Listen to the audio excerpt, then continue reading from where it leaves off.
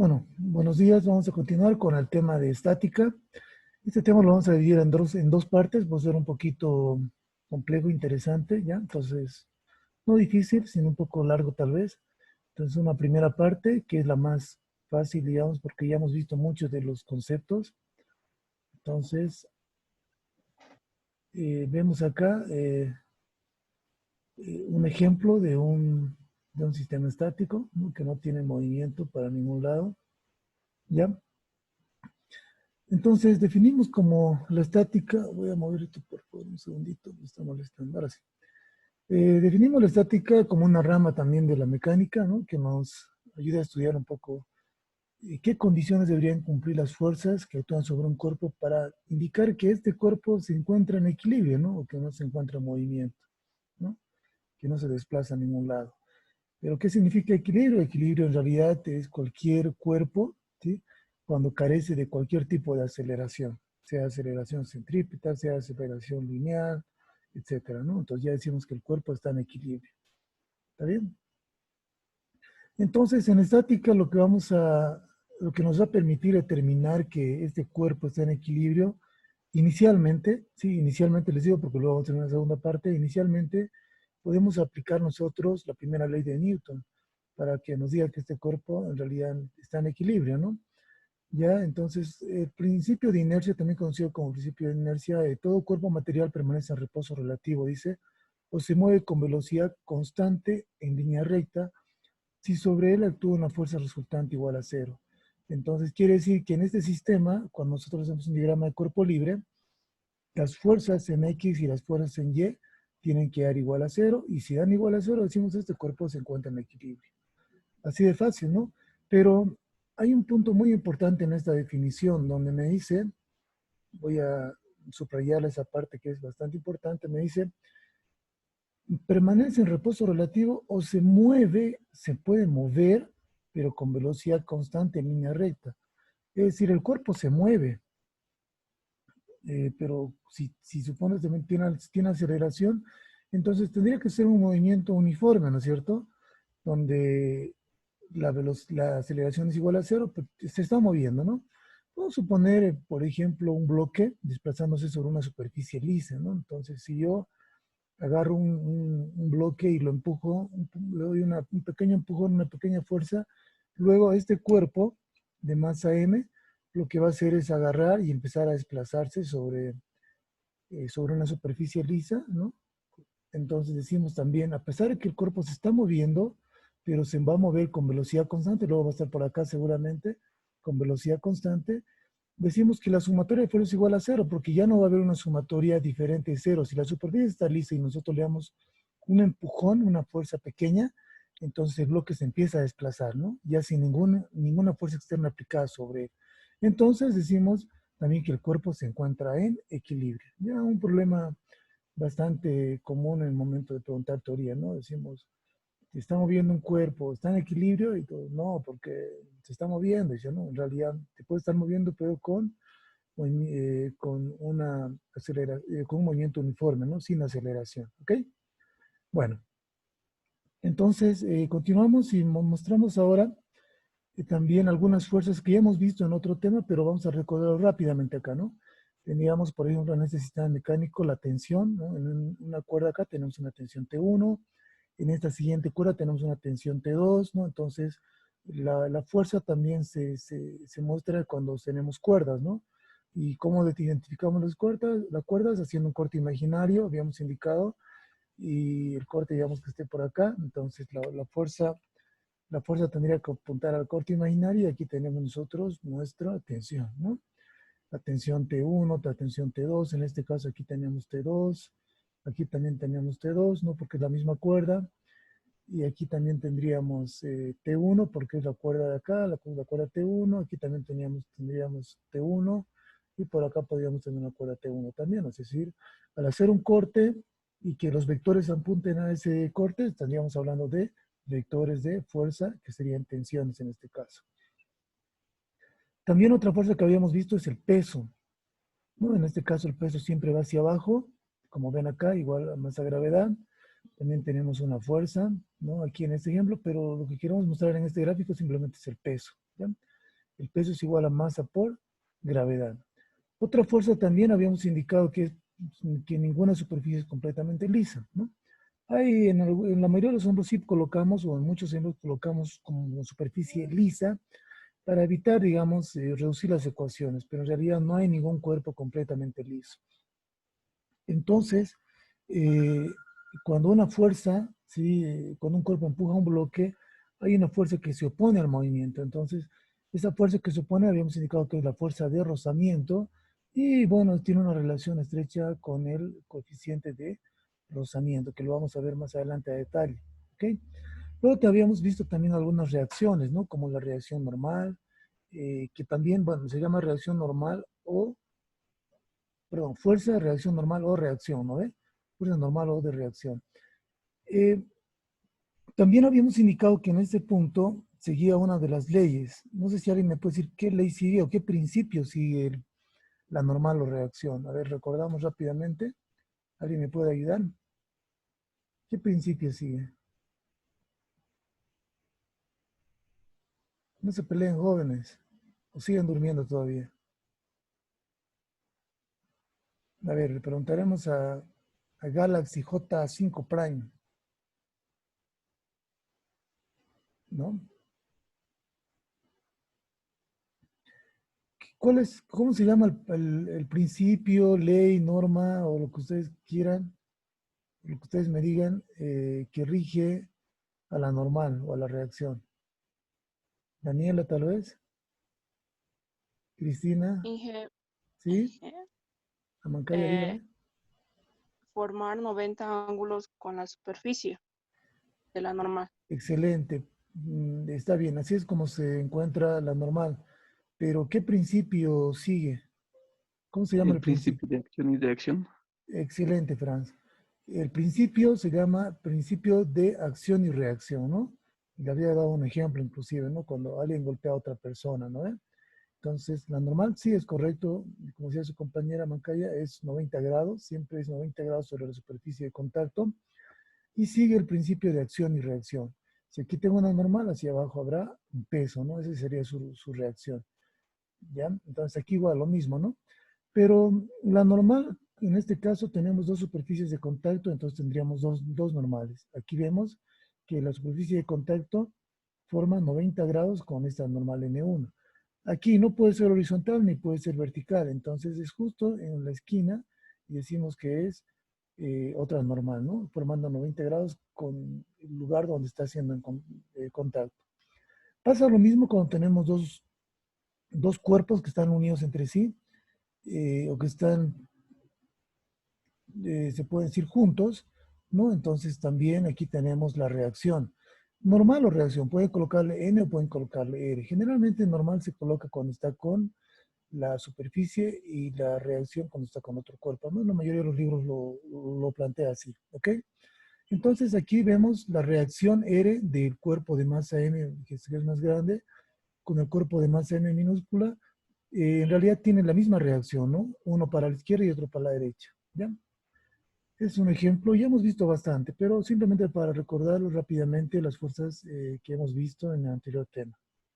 Bueno, siguiendo entonces, lo que nos tocaría ver es un poco ejemplificar algunas fuerzas que ya lo hemos visto también, pero con más detalle, que en estática, digamos, se necesita conocer más porque la mayoría de los problemas está enfocado a eso, es decir, la mayoría de los problemas que revisen ustedes de estática van a ver que tienen resorte, ¿no? Ya, entonces es bueno que repasemos esta parte de resortes.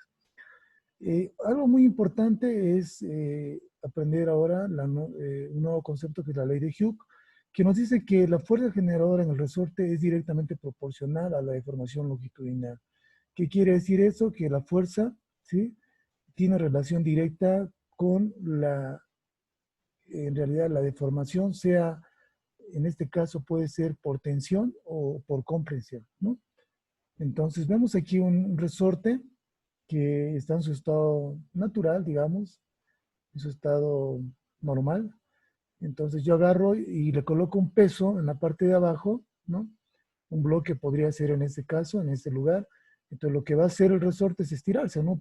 Porque estamos jalando con un peso, con una fuerza W. Entonces, el bloque va a descender por su peso y va a pasar lo que sigue en la siguiente figura, ¿no? Lo que está ahí, ¿no? ¿Qué es lo que ha pasado? Que el resorte se ha elongado, no se ha estirado. Entonces, de su posición inicial a su posición nueva del resorte, vemos que hay una distancia en metros, ¿no? Una distancia en metros por el sistema internacional, una longitud X, ¿no? Entonces, decimos nosotros ahora que esta fuerza es una fuerza elástica, esta fuerza es igual a una constante K del resorte. Esta constante K varía dependiendo del tipo de resorte, del material, de que si está nuevo, si está viejo, etcétera, etcétera, ¿no? Entonces eso lo van a ver seguramente en unos temas posteriores, ya cuando estén en carrera. Lo que nos interesa a nosotros es que mantiene una constante y es proporcional también multiplicado por esa longitud que se estira. Entonces, decimos que la fuerza elástica es igual a la constante K por X. Y nosotros identificamos esa fuerza elástica, ¿sí? De la siguiente forma. Esto ya lo habíamos visto por si acaso, pero lo estamos repasando como hemos indicado, ¿no? ¿Cómo identificamos aquí la fuerza elástica? Si el resorte se ha estirado, en este caso se ha estirado, el resorte quiere volver a su estado natural, ¿no? Quiere volver a comprimirse. Entonces, la fuerza elástica siempre va a apuntar hacia ese lado, ¿no? Hacia donde quiere volver.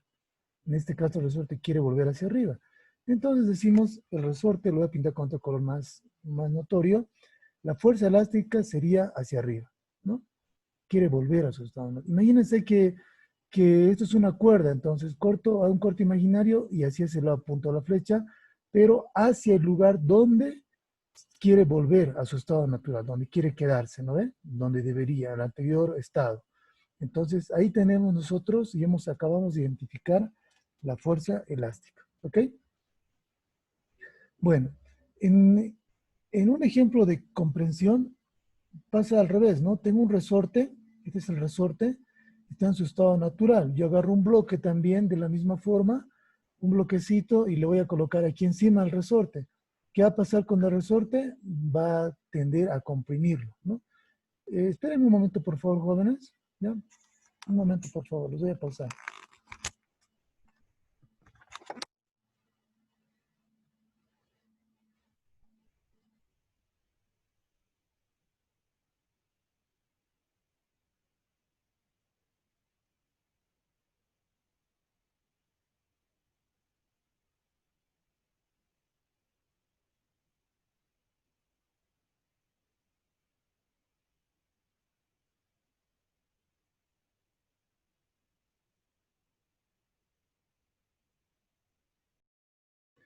Bueno, continuamos. Tengo un temito por acá, pero a ver, me preguntan acá, ¿yo dónde puedo ver lo que graba? Bueno, pueden verlo en mi canal de YouTube, ¿no? Ya tengo un canal de YouTube donde estoy subiendo todo, pero el medio oficial, el canal oficial es en la plataforma Classroom, ahí lo tienen todo, ¿ya? Ahí están todos los videos del auxiliar, mis videos también, ¿ya? Bueno, entonces habíamos indicado que cuando el resorte se comprime, ¿ya? Se comprime, entonces aquí también hay una longitud de comprensión, ¿no ve? ¿Ya? De comprensión. Entonces, es muy importante, perdón, es muy importante identificar. Ya no se ve su pantalla. Ya, esperen un ratito, por favor.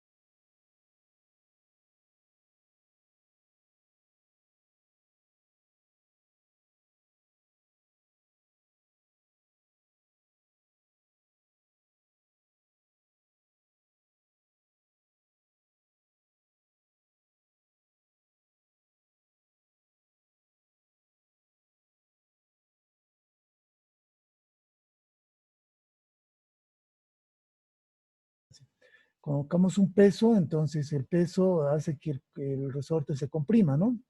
Esa distancia X es la distancia también, o la deformación longitudinal, que también se mide en metros. En este caso, tenemos aquí si hacemos un diagrama de cuerpo libre ¿dónde está? Aquí, voy a anotar, por favor. ¿Están viendo la pantalla? No, ¿no? ¿Por qué no me dicen jóvenes? Qué barbaridad. No, Inge, no se ve. Gracias. Yo explicando aquí. Bueno, entonces, decía de que en este caso yo puedo colocar aquí un bloque, ¿no? Un bloque. El resorte desciende, entonces hay una distancia X acá de comprensión y vamos a identificar aquí la fuerza elástica, ¿no? Entonces vamos a colocar aquí el peso, que ya ustedes lo saben, pero ¿cómo identificamos la fuerza elástica hacia dónde va? El resorte se ha comprimido, entonces el resorte va a querer volver a su estado natural. Entonces ese resorte lo que va a hacer es apuntar, o ese vector va a apuntar hacia arriba, ¿no? Porque quiere volver a ese estado natural en el cual se encontraba, ¿no? ¿Sí o no? Entonces, decimos aquí fuerza elástica. Fuerza elástica. ¿Está bien? Es así como encontramos el vector o la fuerza elástica. ¿Está bien? Bueno, entonces, habíamos indicado que esto se rige por la ley de Hooke, ¿no? Es lo que habíamos comentado aquí arriba. Hay una constante K. Esta constante del resorte se mide en newton sobre metros, ¿no? Entonces, si tenemos aquí newton sobre metro y tenemos aquí metros, porque la deformación está en metros, entonces estaríamos indicando metro con metro se van y me queda solamente newton. Es decir, la fuerza elástica obviamente también se mide en newton. ¿Ok? Bueno, hasta ahí sería esta parte. Pero veremos otro tipo de fuerza que también ya hemos visto, pero que también es muy importante entender un poco más a detalle, ¿ya? Porque nos va a servir bastante en los problemas que vamos a tener que resolver luego con estática. La fuerza de rozamiento. Habíamos indicado que existe un bloque, por ejemplo, jalando una fuerza F, entonces la fuerza FR es contraria a este desplazamiento. Pero ahora decimos, pero ingeniero, aquí no hay pues desplazamiento porque no hay aceleración. Bueno, podría ser un movimiento constante, podría ser, o simplemente este bloque tiene un peso por el cual necesitamos aplicar una fuerza F, ¿no? Y si aplicamos una fuerza F, tiene que ser una fuerza mayor para que pueda mover al bloque, porque si no, no lo va a mover, ¿no ve? Entonces, ese coeficiente de rozamiento que hemos aprendido ahora es un coeficiente de rozamiento estático en realidad, ¿no? Ese coeficiente de rozamiento estático me da lugar a una fuerza de rozamiento estática. Es decir, es una fuerza contraria al posible desplazamiento que va a tener el bloque, ¿ya? Justo antes de moverse, entonces es donde se va a generar esta fuerza. Entonces decimos que, por ejemplo, aquí tenemos un cuerpo que está, vamos a decir, sin movimiento inicialmente, aplicamos una fuerza F para que se mueva, entonces tenemos una fuerza, aquí fuerza de rozamiento que se opone a ese movimiento, ¿no?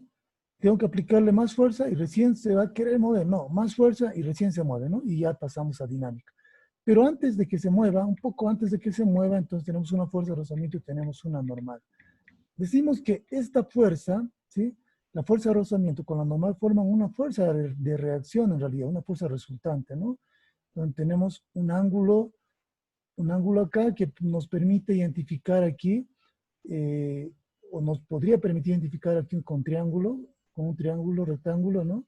Nos permite identificar una tangente. Esta tangente de θ en realidad sería lo que hemos aprendido nosotros como el coeficiente de rozamiento, ¿sí? Da lugar al coeficiente de rozamiento.